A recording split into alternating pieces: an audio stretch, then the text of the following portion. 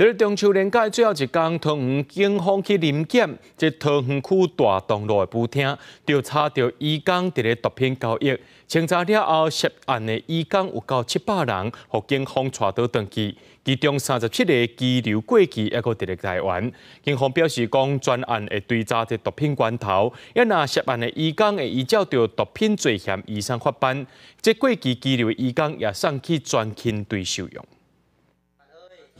网络流传大批渔港互警方带回画面，桃园大东路一间渔港舞厅，在伊透早互警方临检。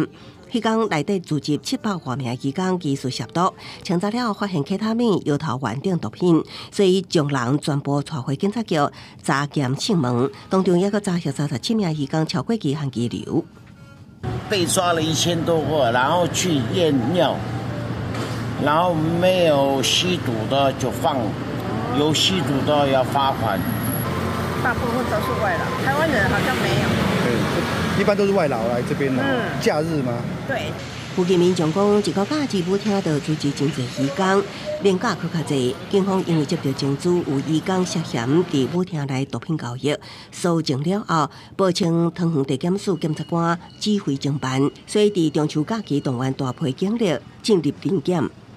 动员上百名警力。 于112年10月1日凌晨实施联合扩大临检，现场查扣毒品、食用器具、残渣袋等物。